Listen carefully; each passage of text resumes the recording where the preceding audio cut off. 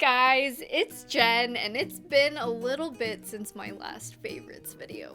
And if you guys haven't been following along in the channel for a while, it's cause I had a baby. I had my second child, who is a son. My first is a daughter. Maybe you guys haven't been on the channel for a while, or if you're new here, hello, I've missed you. If this is the first time I'm seeing you, nice to meet you. My name is Jen, and usually I do a monthly favorites video. Like I said, I've taken a little bit of a maternity break, so for those of you who have been waiting to hear about the labor story regarding Ezra's birth, that will be coming very soon. I have not forgotten. That is still a big thing that happened that I want to share with you about. But I have also been recently getting super back into makeup and just having those little sparks of joy when I have a minute with the newborn where I can actually put makeup on my face. I've been really excited about some new products that have been coming out, so I'm really excited to share with you after not having shared with you some of my favorites for a few months now. So I'm really excited. I hope you guys are really excited. Let's go ahead and hop into it. So the first product I wanted to talk about is this right here. It's a new foundation from Dior. It's the Dior Backstage Face and Body Foundation. So I had heard really good things about this foundation from a few of my friends, although I admittedly have to say I was a little bit hesitant because anything that says face and body, I just kind of think about some of the foundations I used to use on my clients back in the day, which was either for special occasions or it was a really, really light,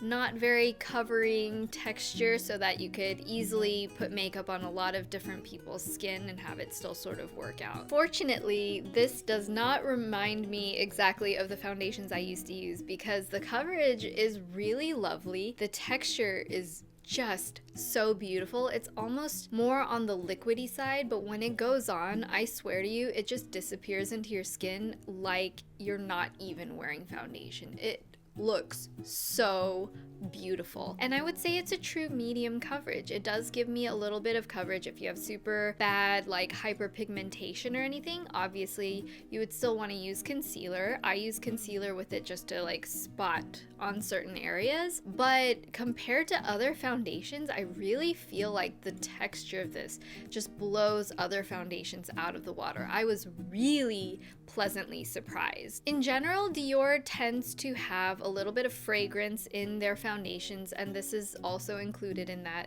There is a bit of a perfume scent, but once it's on your skin, it sort of dissipates. It doesn't just cling onto you so that you're smelling it all the time. So it didn't bother me so much, but I would prefer it, honestly, if it didn't have a scent. However, the texture so makes up for any negativities with it. I just feel like it's so easy and foolproof to use. I literally apply it, not even using any brushes. It has a little squirt top at the top, so I feel like I'm also not wasting any product, and it also makes it quite easy to mix shades if you're not exactly one color. I just flip it over, dab a little bit on the back of my hand, and then blend it into my skin like lotion because it does have a very watery texture, as I said, so it's very, very easy to spread, and it just makes my skin look like I'm having the best skin day ever. Oh, I almost forgot to say, usually with foundations, once I have it on my skin, I have to wait about 5 minutes or so to really see what the shade is going to be because a lot of colors, especially in my skin tone range, tend to oxidize on me. So they end up being a little bit too orange. A lot of times I'll go one shade lighter because I know it's gonna oxidize a little bit darker. Not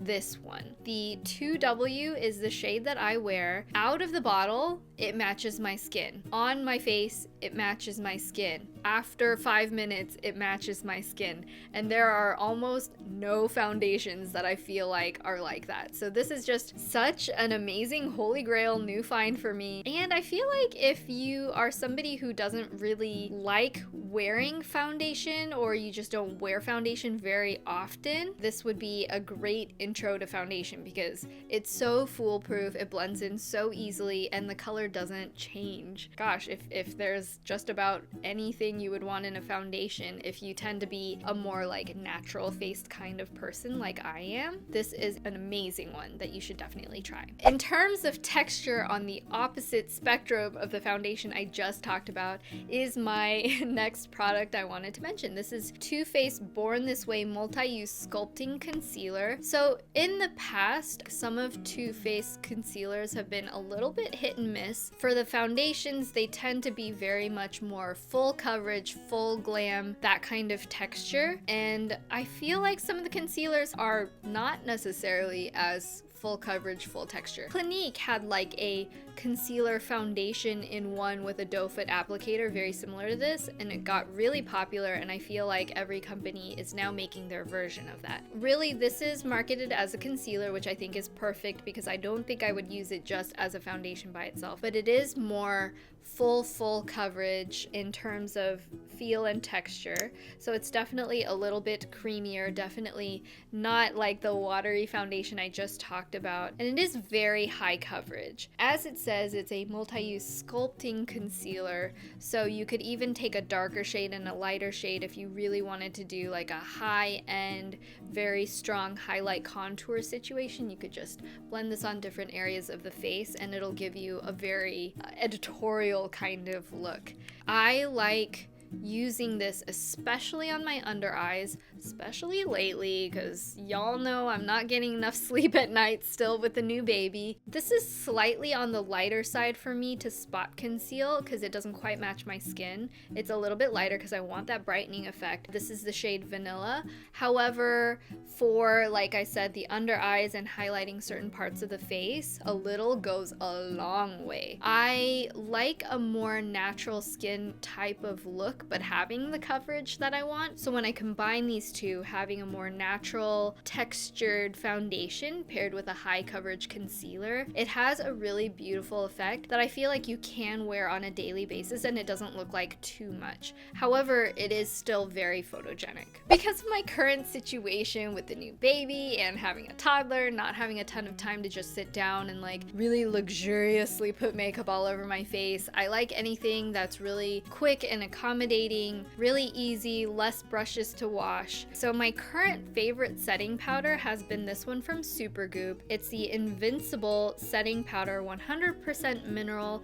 plus sweat resistant, and this baby is SPF 45. I feel like the number one thing that anybody can do for their skin is to have sun protection, whether that's just having sunscreen on your face or like this using a mineral powder to finish off your makeup. So I don't want to look preemptively older, especially when I'm not getting enough sleep. So I feel like this was something that I was really interested in trying out, and I've been so happy with it. It's one of those built-in brush powders, and basically after I do my foundation and concealer, I just pop this baby down, give it a couple taps on my wrist to make sure the powder is coming out. Does anybody remember the little wrist tap from Ben's voiceover video with Aria? If you guys remember that, leave a comment down below. Anyway, wrist tap. It just has a little bit of powder that naturally comes out through the brush from the product in the bottom. I'll just use this on the center of my face,